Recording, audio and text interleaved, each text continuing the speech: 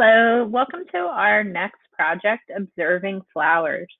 And our big idea is nature. Where do we find beauty in nature? In this lesson, we'll understand that some artists observe nature up close, describe how lines define edges and shapes in artwork, and create a drawing of the observed flowers to meet studio criteria. Have you ever looked at a flower real close before?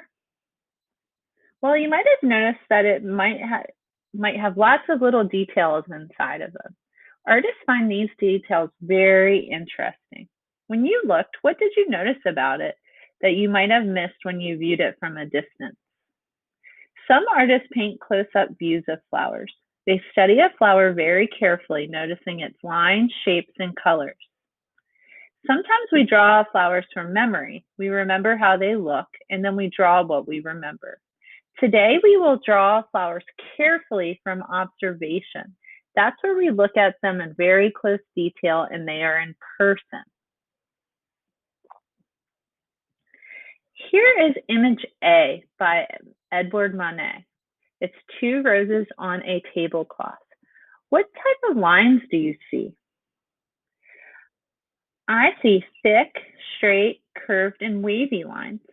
The thick lines are in the stem, the thin lines in the veins of the leaves, and wavy lines in the petals of the flowers.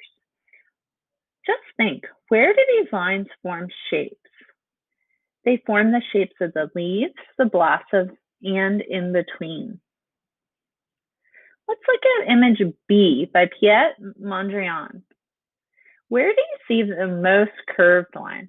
Where do you see the most straight lines? I see the most curved lines on the flower petals, and I see the most straight lines on the stem. Let's look at these two images side by side. How do you think these artists set up the images so we could see the flowers clearly? I think they made the flowers large. They kept the background pretty plain and made the flowers a different color than the background. In some places, they outlined shapes with dark lines so it pops out even more. How are the shapes of the flowers different in these two pictures? The flowers in A are more rounded and seem softer than those in B. Let's talk about our project for today. You're going to be drawing flowers. You can look at flowers and draw what you see. You'll draw all the lines and shapes that you see. Make your drawing very big. And here's an example of some student artwork. Let's break the assignment down a little bit more. You will need one or more flowers. They can be real or fake flowers, paper from our art sketchbook, a pencil, and eraser. This is your choice. You may add color. You can use crayons, colored pencils, or markers if available, but you do not have to. You will create a drawing of flowers. Try to get real or fake flowers. Arrange them on a table or in a vase. Study the flowers carefully. Notice shapes, lines, and colors before drawing. Think about where you will start your drawing. Will you start with the petals or the center shape? What shape will you start with? You should draw your flowers large to fill your whole paper. Try and use thick, thin, wavy, and straight lines. You may add color if the supplies are available to you, and then post your finished artwork to the media album. Remember, there's a video that shows how to post finished artwork to the media album.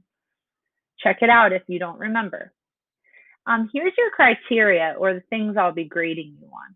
Flower is drawn large. You show a variety of lines like thick, thin, curved, and straight. And details reflect careful observation of the flower. That means that you really looked at the flower and drew what you saw. I can't wait to see your projects and have fun.